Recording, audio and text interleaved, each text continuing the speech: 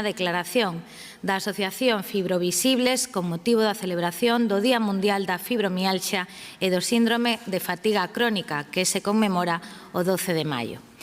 A Corporación Municipal da Coruña, en pleno, manifesta a súa adhesión á declaración institucional promovida pola Asociación Fibrovisibles con motivo da celebración do 12 de maio, Día Mundial da Fibromialxia e do Síndrome de Fatiga Crónica, que se reproduce a continuación. Dende a Asociación Galega de Fibromialxia e Síndrome de Fatiga Crónica, Fibrovisibles, considérase fundamental a sensibilización e visibilización destas e doutras enfermidades moitas veces invisibles, incomprendidas e lamentablemente aínda subestimadas. Existen milleiros de persoas no mundo que conviven diariamente coa dor, o esgotamento extremo e con múltiples síntomas que impactan profundamente na súa calidade de vida. A fibromialxia e o síndrome de fatiga crónica son enfermidades crónicas, debilitantes e multisistémicas. Afectan principalmente ás mulleres, aínda que tamén a homes, nenos e adolescentes. Ambas patoloxías comparten o estigma da invisibilidade.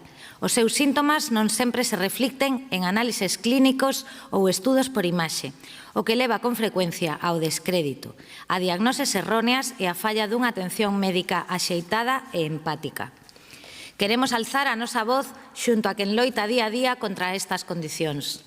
Reafirmamos o noso compromiso como entidade de acompañar as súas demandas e contribuir activamente á construción dunha sociedade máis xusta, onde o dereito á saúde e a unha vida digna estea garantido para todas as persoas, sen importar a complexidade da súa diagnose.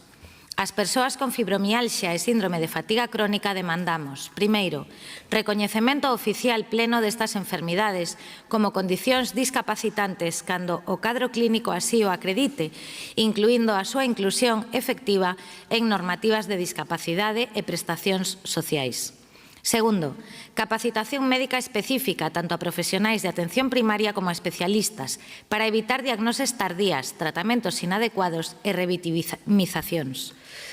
Terceiro, investigación científica que permita avanzar no coñecemento das causas, mecanismos fisiopatolóxicos e tratamentos efectivos con enfoque interdisciplinario e perspectiva de xénero. Cuarto, acceso igualitario a tratamentos integrais, incluídas terapias farmacolóxicas, psicolóxicas e físicas, cubertas polos sistemas de saúde públicos e privados. Quinto, acompañamento escolar e laboral axeitado, que contemple adaptacións razoables, licenzas xustificadas e a promoción de contornas inclusivas e comprensivas. Sexto, sensibilización social para combater o estigma, a desinformación e a discriminación que aínda padecen aqueles que viven con estas enfermidades.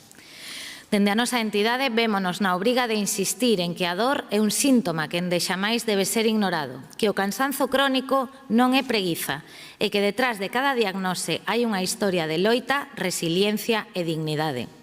Por iso, facemos unha chamada aos Estados, aos sistemas de saúde, ás comunidades médicas e científicas, aos empregadores e á sociedade no seu conxunto. Escoiten, crean, acompañen e actúen.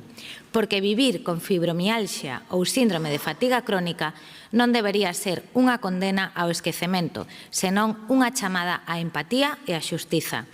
Non máis invisibilidade, non máis indiferenza. É tempo de coidar con coñecemento, con respecto e con humanidade.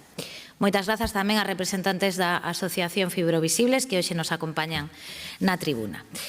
O seguinte asunto dentro das comunicacións da Alcaldía son a